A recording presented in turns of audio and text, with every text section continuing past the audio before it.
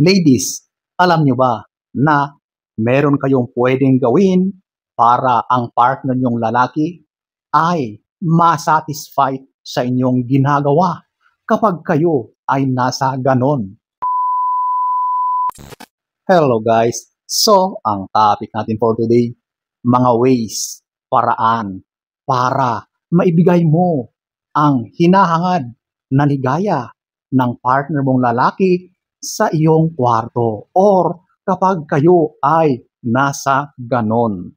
So, kung nakaka-relate ka, kung gusto mong malaman ang mga ito, panoorin mo ang video na ito. So, without further ado,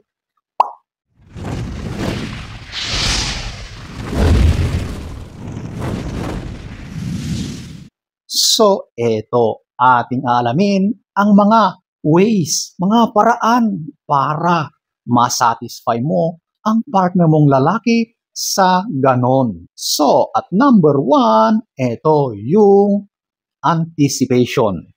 So, ito yung pakiramdam na nafo-foresee or nai-imagine ng partner mong lalaki sa maaring mangyari. O, di ba? So, yung pagbibuild mo ng anticipation na yan, umpisahan mo sa mga chat, messages, text, ganon, di ba? Yung tipong siya ay nananabik na sa iyo. Yung sobra-sobra na siyang nagnanais na sana ay makauwi na agad-agad para makasama ka. Yun yung anticipation. Yung tipong nakikiliti mo, yung imahinasyon niya, di ba? Or magpadala ka ng mga larawan mo na siguradong siya ay talagang hindi na makakatiis at gustong-gusto na niyang umuwi para makasama ka.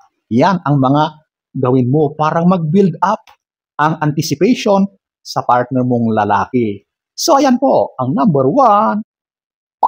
Number 2, ito, yung panunukso. Oh, alam mo, ang mga lalaki ay talagang mga visual kami. Kaya kung ano man yung mga paraan ng panunukso mo, siguradong kami ay mabibighani mo. Makukuha mo agad yung kiliti namin, okay? Yung mga panunukso na yan, alam mo na bilang babae kung paano gawin ang mga yan.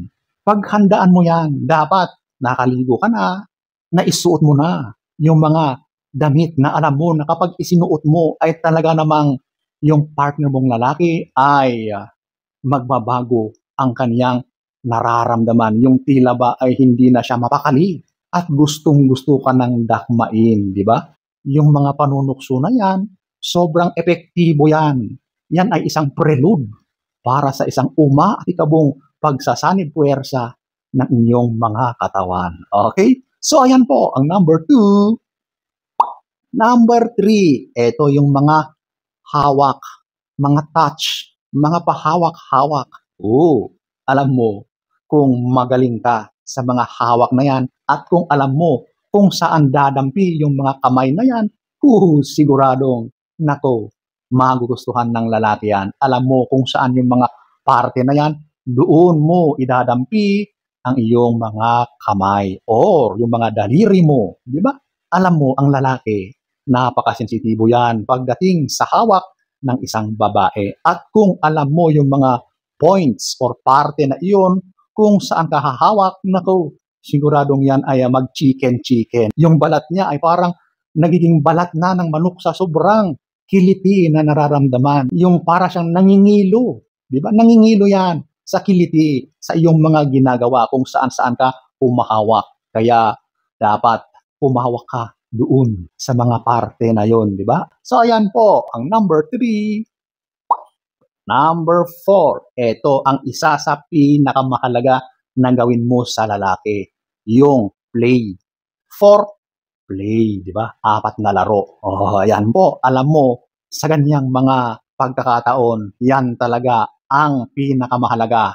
Yan yung dapat mong gawin sa partner mong lalaki. Kasi diyan nag-uumpisa Diyan nagbi-build up lahat yung tension na nararamdaman nyo sa bawat isa, lalong-lalo na sa partner mong lalaki. Mag-umpisa ka sa taas hanggang doon sa baba. Gamitin mo na lahat yung mga dapat gumagalaw dyan sa iyo para mas mapapaligaya mo ang partner mong lalaki, okay? Ito yung mga dapat mong gamitin ang iyong mga kamay, mga daliri mo, yung labi mo, yung dila mo, at yung pagdikit-dikit mo sa kanyang katawan.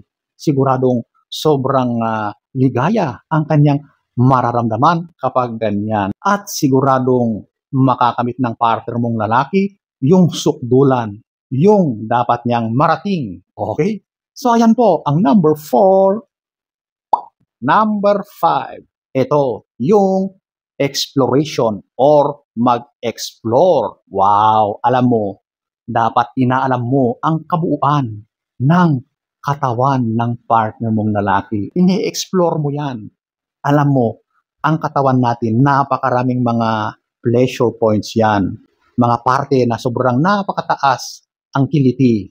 Yung mga parte na sobrang sensitibo sa mga hawak, sa mga pagdikit ng mga balat. Kapag ginawa mo yan, kapag na-explore mo yan, at talagang nag-concentrate ka sa mga parte na yan, at ginawa mo yung mga nararapat mong gawin, nako, siguradong maliligayahan ang partner mong lalaki.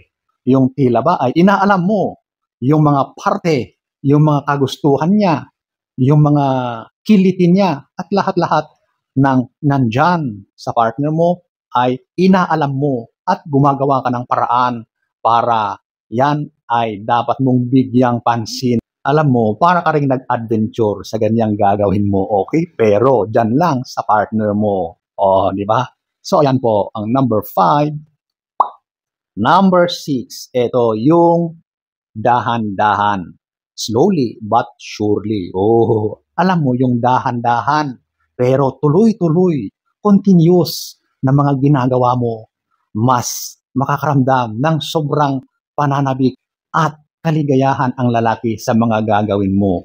Kaysa yung masyado mong minamadali, masyado kang nagmamabilis, tapos na pala. Wala yon, walang kwenta yon. So mas maganda yung dahan-dahan ka lang. Pero matagal at talagang consistent yung ginagawa mo. O di ba? Slowly but surely at siguradong pareho kayong makakarating doon sa rurok ng mga inaasam niyong kaligayahan, di ba? Huwag magmadali, okay? Darating at darating kayo sa punto na iyon at siguradong mas mag-e-enjoy pa ang partner mong lalaki. Number 6. Whoops, pahabol. Actually, napakarami ito. Pero ito lang ang pwede nating i-discuss sa pagkakataon na ito. Kung gusto nyo pa ng ganitong usapin at extension or part 2 ng usapin na ito, pwede nyong i-request sa comment section, okay?